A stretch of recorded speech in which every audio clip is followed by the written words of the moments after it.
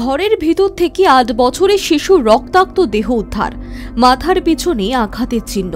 ঘটনাকে কেন্দ্র করে চাঞ্চল্য ছড়িয়েছে কোন্নগর কানাইপুর গ্রাম পঞ্চায়েতের আদর্শনগর এলাকায়।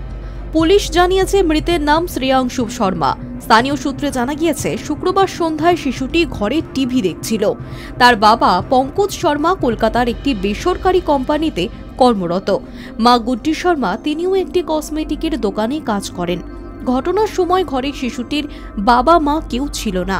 তার জ্যাঠতুতো দিদি ঘরে ঢুকে দেখতে পায় রক্তাক্ত অবস্থায় পড়ে রয়েছে শিশুটি। তারপরই চিৎকার করে পাড়া প্রতিবেশীদের ডাকতে থাকে সে। স্থানীয় বাসিন্দারাই দ্রুত তাকে উদ্ধার করে স্থানীয় একটি বেসরকারি হাসপাতালে নিয়ে যান। সেখানেই তাকে চিকিৎসকরা মৃত বলে ঘোষণা করেছেন। ঘটনার খবর পেয়ে ঘটনাস্থলে পৌঁছন উত্তরপাড়া থানার পুলিশ। দেহ উদ্ধার করে ময়নাতদন্তের জন্য পাঠানো হয়েছে। স্থানীয়দের কথায় শিশুটির মা বাবা বাইরে কাজ করেন। ঘটনার সময় শিশুটির বাবা পঙ্কজ শর্মা বাড়িতে ছিলেন না। যদিও প্রতিবেশীরা জানাচ্ছে সন্ধ্যের পর তারা ওই বাড়িতে কাউকেই ঢুকতে দেখেননি। ঘটনার সময় ওই শিশুর বাবা মা কোথায় ছিলেন, এই ঘটনার পেছনে কারই বা হাত থাকতে পারে ভাবাচ্ছে পুলিশদের। তদন্তকারীরা পরিবারের সদস্যদের সঙ্গে কথাও বলছে। পুরনো কোনো আক্রোশের জেরেই শিশুকে খুন করা হয়েছে বলে প্রাথমিকভাবে মনে করছে পুলিশ। জানা গিয়েছে কিছুদিন আগেই পাড়ার এক দাদার সঙ্গে ৮ বছরের ওই শিশুর খেলা নিয়ে ঝামেলা হয়েছিল। সেই বিষয়টিও খতিয়ে দেখছেন তদন্তকারীরা। শিশুটির পরিবারের সদস্যদের বক্তব্য, একেবারে নৃশংসভাবে মারা হয়েছে তাদের ছেলেকে। একটা ইট দিয়ে থেতলে দেওয়া হয়েছে মাথা, চাকু এমনভাবে ঢোকানো হয়েছে সেটা বেঁকে গিয়েছে।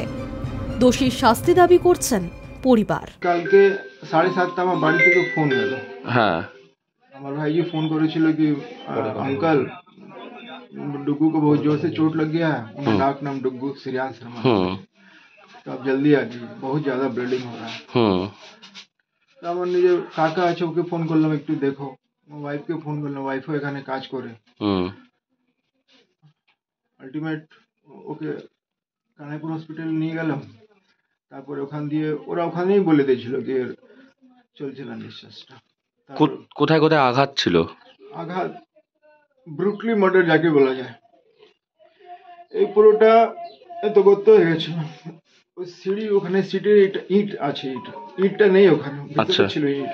ইট দিয়ে মারা হয়েছিল? ইট ওর পোড়া খাবার একটা টুল থাকে, টুল, ভিতরে একটা গণেশ ভগবানের মূর্তি আছে, মূর্তিটা মেরে মানে আরেকটা চাকু আছে, ছোট চাকু, सब्जी उब्जी काटने, ওই চাকুটা বেঁকা হয়ে গেছিল। এ তো গুদনি করেছে। ব্রুটলি মার্ডার যাকে বলা যায়। কোন কোন জায়গায় দেখলেন আঘাত? এই পোরশনটা এটা পুরো গদ্দ হয়ে গেছে, এখানে এখানে ছেদ আছে, নসটা এখানে কেটে গেছে। বাড়িতে আপনার তো পোষ্য কুকুর রয়েছে, সেই সময় কোনো চিৎকার করেনি? আপনারা বুঝতে পারেননি? না না, অ্যাকচুয়ালি আনকমন লোককে দেখে চিৎকার করে, ওইটা খুবই কমন হয়ে গেছে, তাই জন্য বেশি লোকরা ধ্যান দেয় না, কিন্তু চিৎকার করতেই থাকবে। এটা একটা কনসেপ্ট হতে পারে। টিভি কি জোরে চলছে? টিভি ফুল ভলিউমে ছিল। আমার ছেলে ফুল ভলিউমে ছিল, কেউ ফুল ভলিউমে টিভি দেখে না, ফুল ভলিউমে টিভি। আপনারা মোটামুটি কতক্ষণ পর দেখলেন? মানে আমি তো আলটিমেট এখানে আসলাম, আমি অফিস থেকে ওখানে ডাইরেক্ট হসপিটাল চলে গেলাম। আমার ওয়াইফ এসেছিল, ও এখানে আসতে পারলো না, রাস্তায় আগে কানাইপুর হসপিটাল গেল, ফের ওখান দিয়ে কমলা হসপিটাল, ওখান দিয়ে ফির মহামায়া। কি অনুমান কি করছেন? ভালোভাবে এটা যাঁচ হোক, ভালোভাবে এটা যাঁচ। তবে প্রশ্ন উঠছে, সেই সময় বাড়িতে কেউ না থাকলেও ছিল এক পোষ্য।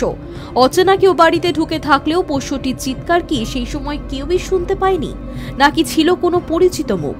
এই সমস্ত প্রশ্নই ভাবাচ্ছে তদন্তকারীদের। Hi News network.